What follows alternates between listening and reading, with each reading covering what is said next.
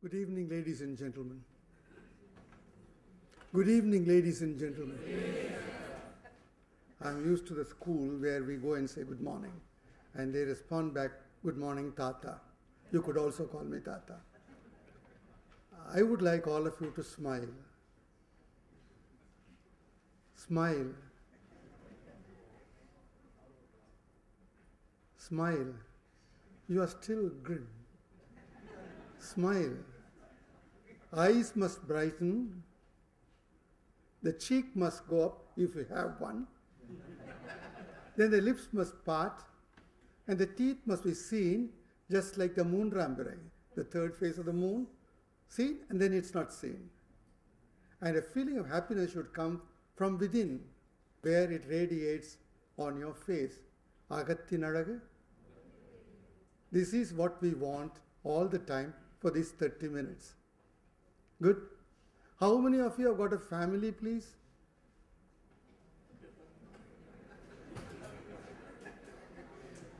Thank you.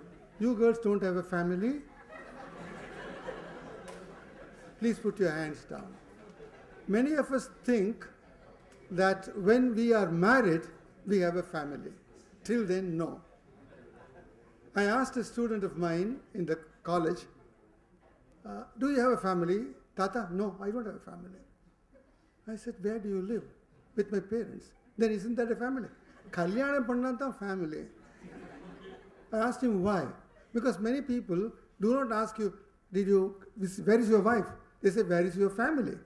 So I thought family is my mother. That is what I thought. So family is a wife. Now all of you have got a family, very good, right? Okay. Now coming back, how many of you when you enter your house or meet your spouse, smile? Very few. Because, thank you, you are preoccupied with something else. When you cannot smile at your spouse or your kids, how can you understand them? The ego in you comes in. When I was a manager in LIC, as I went inside the office, I greeted the chaprasi. I said, good morning, Rabanu. Good morning, sir. He was frightened because the first time that I met him. He said, after I left, he went and told the others, the chief, enna wish pannittu ponara? Naan salute pannlengiradhukku avar wish pannara? This is what he said. Same thing I repeated when I was in Aparajita. I went for the New Year day. I was going to the office. As I crossed the gate, the security was there standing, noting down my number. I stopped the car and extended my hand. The fellow looked at me and said, Sir, enna sir? Kai kudu Raja? Kai kudu Raja? Kai kudu. Happy New Year. Sir, Happy New Year, sir. I went off. At lunchtime, Bharat, my boss, said that I will come with you. Please drop me home before you go for lunch. I went along with him. And as we crossed the gate, I found a contingent of 7 fellows, all security, this chap standing in front. He said, platoon, salute. And Bharat asked me, uncle, have you taken charge of security also? I said, no, I am only doing the teaching part. Then he rang up the office to his PA and asked her, what is happening? Why did they do this? Suddenly, Sir, Tata vandu kai kuduthara, manushana inniki thaan recognize pannirukanga. Appadinu feel panna. All those days, they thought that he was a post. You must treat your family members also like that. Start there. That is how you understand them. If you don't understand them, how can you be understood? You must go into it. Unless you do that, it's very difficult. While doing that, try to make them come up. In fact, I was just wondering, those seats also were reserved for quite some time. There's no one in the front.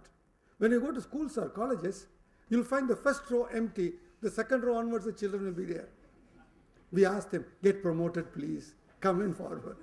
It happens in offices also. The answer is, teachers will come and sit.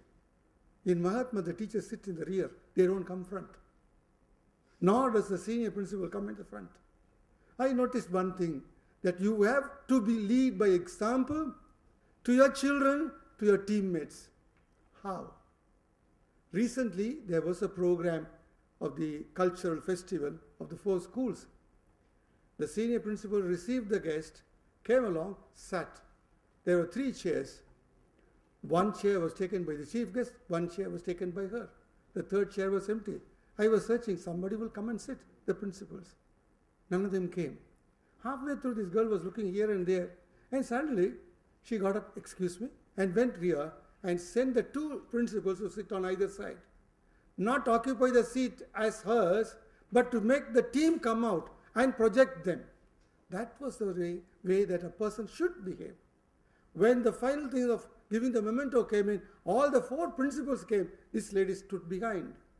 That is what you should do as a parent, as an individual, as a leader, as one who wants to lead others.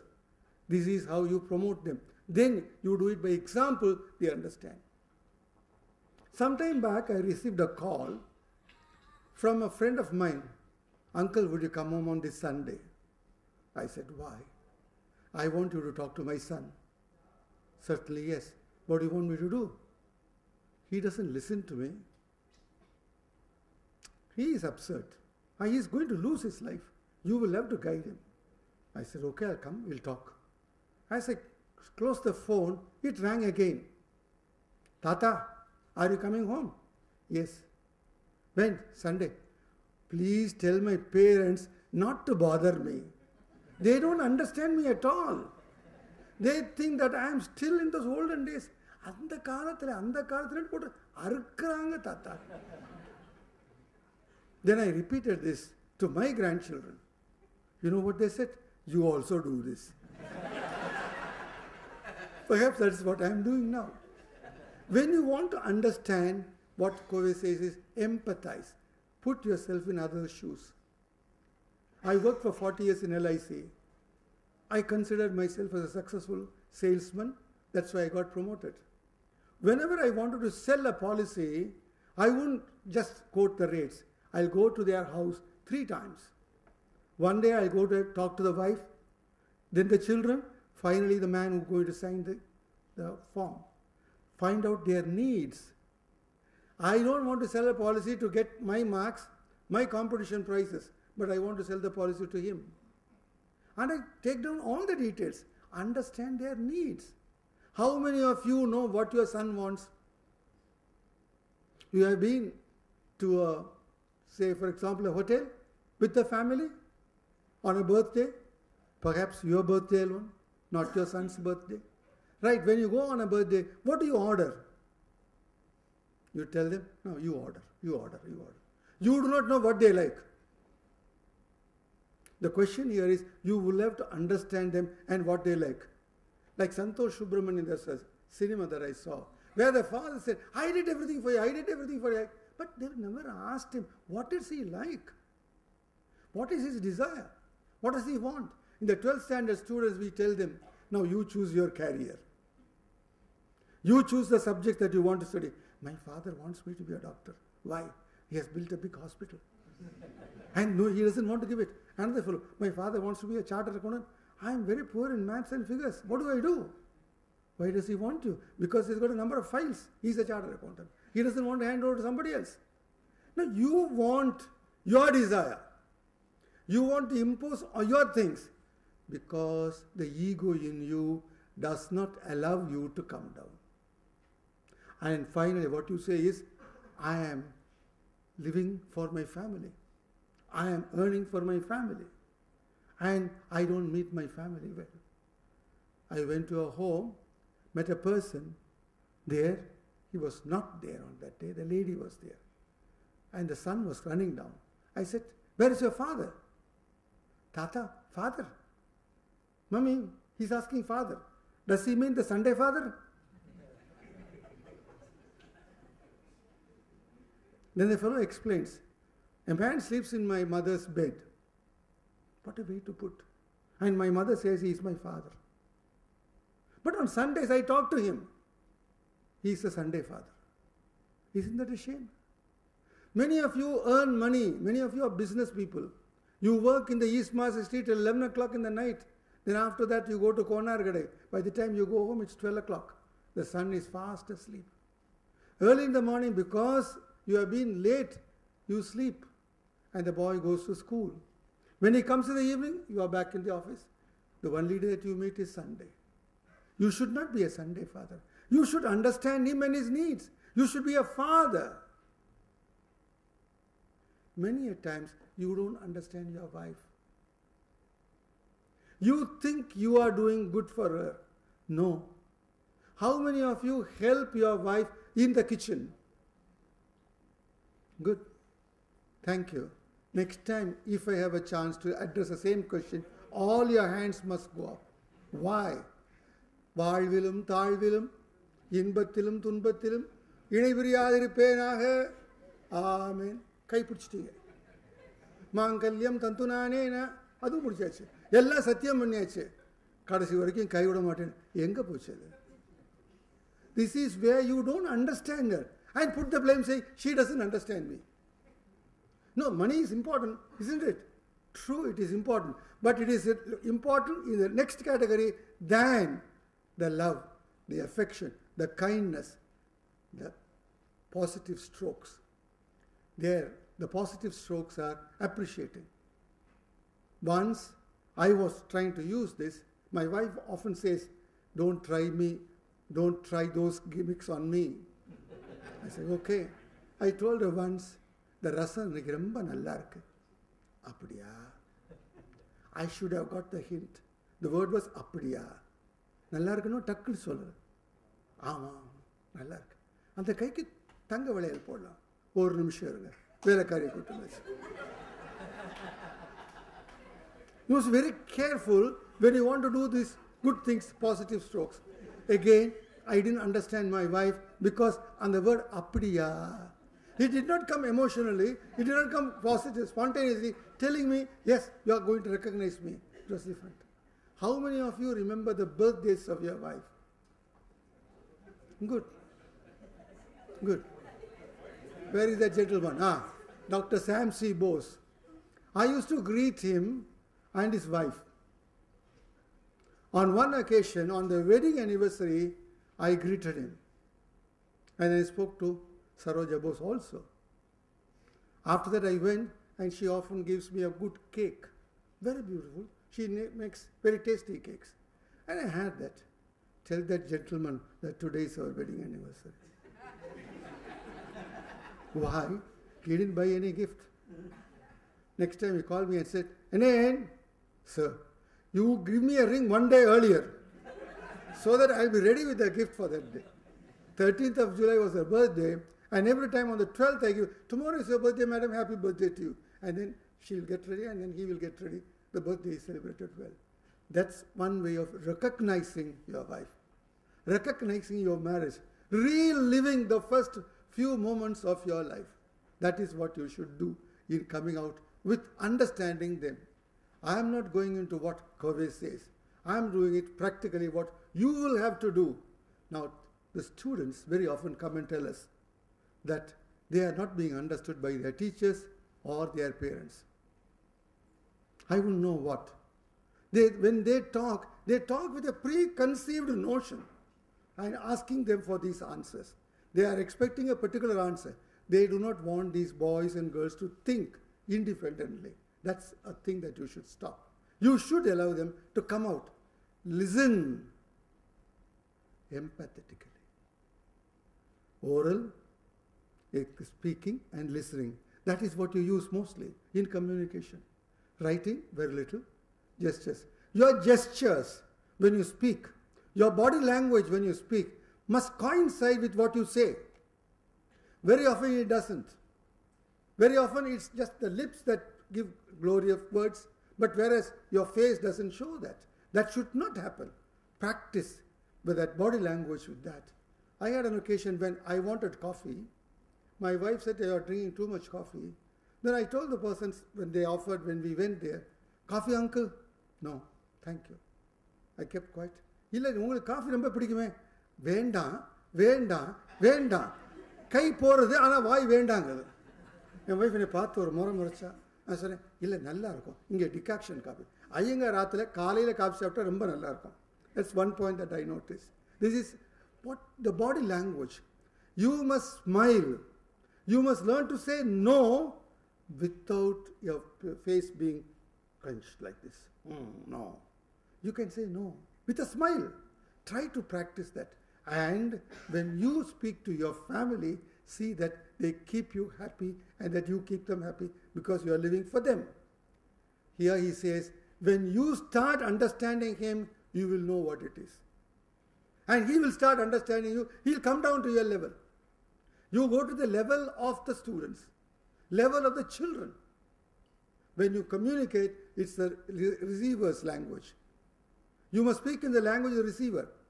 There was one Jaffna gentleman who came to Madurai. He said, இங்கே தமிழ் பேசணும்னு ஆசையாக இருக்குது, கொழும்பில் பேச முடியாது.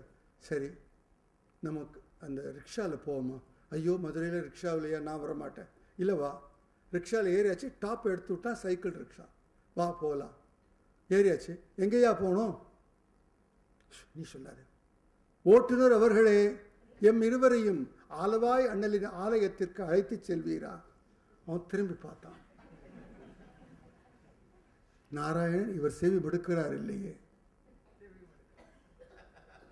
நான் கேட்டேன், என்னப்பா அம்மன் கோயிலுக்கு போ. சரி சாமி, முடிஞ்சு போச்சு. என்னாச்சு? That's the language of the receiver. When you talk to the child, talk to him in his language. When you talk to the servant, you talk to him in his language. When you talk to your boss, you talk to him in his language. That is how you communicate and understand. When you listen with his palm. The person comes late. You shout, why are you late? You have not asked him, why are you late, in a soft voice. The fellow freezes. What would have happened at home? His wife was not well. He had to take her to the hospital. Do you think it's important to come to the office without attending on the wife? No. Would you do it? You wouldn't. Then what about his position? Same thing. So listen fully. Listen with empathy. Listen till you get the whole thing. Do not put your ego and say, you are late. Why are you late? All that sort of thing. The son says, Daddy, I want.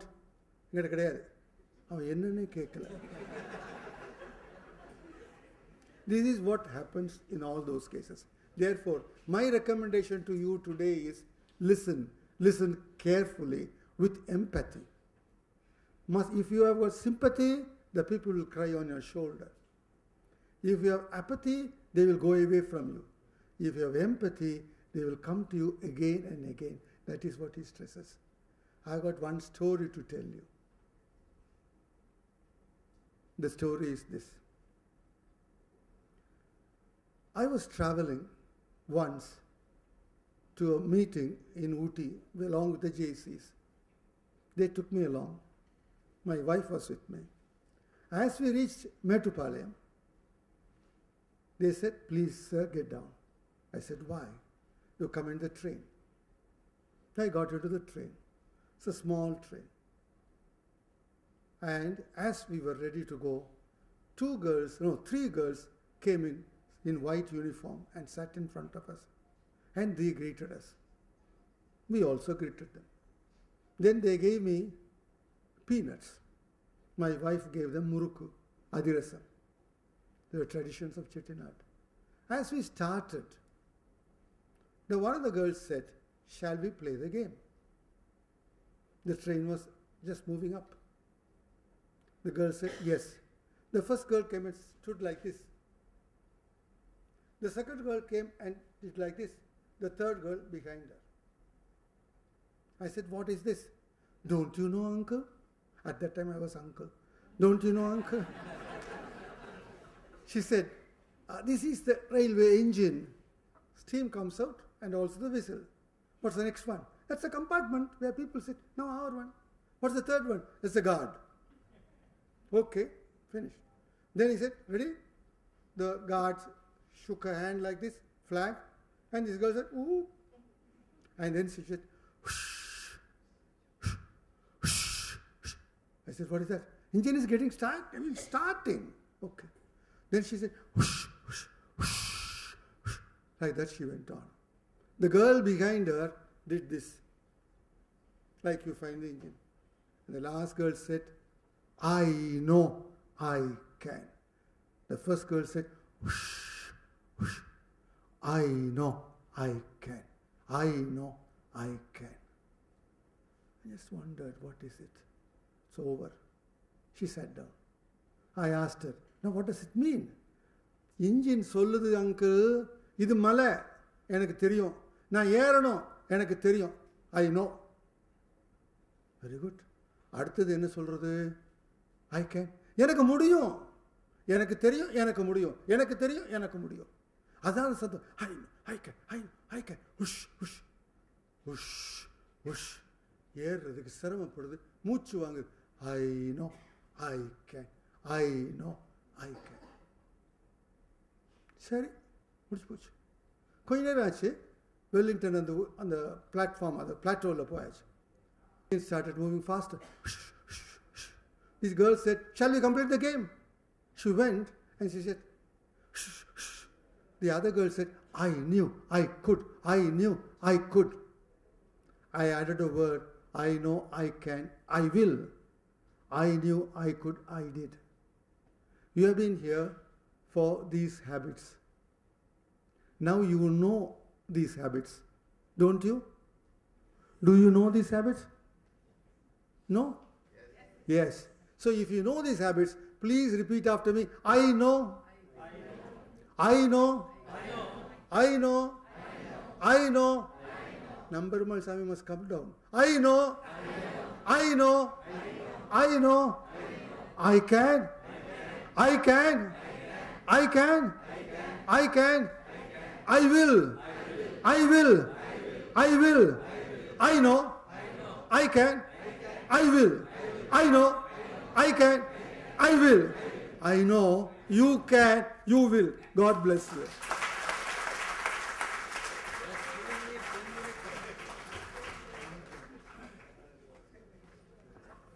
Thank you very much, sir. Now I request Professor Raja Gonswami to hand over a small memento to the guest speaker.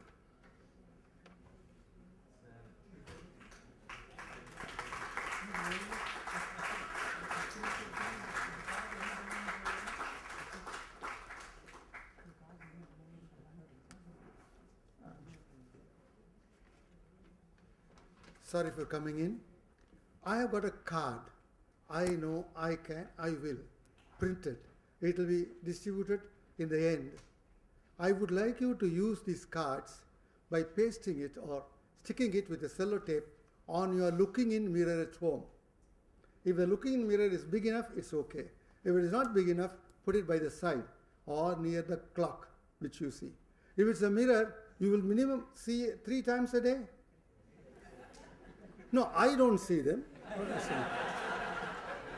So when you see 3 times a day, repeat it for 21 days. I know, I can, I will. According to Dr. Maxwell Maltz and Dr. William James, deans of American psychologists, they say this works on your subconscious. You don't have to do anything. You just think about it, read it, 21 days it works on your subconscious, and one day you will find that this is very true. And I have found it since 1970s that this is very true. God bless you.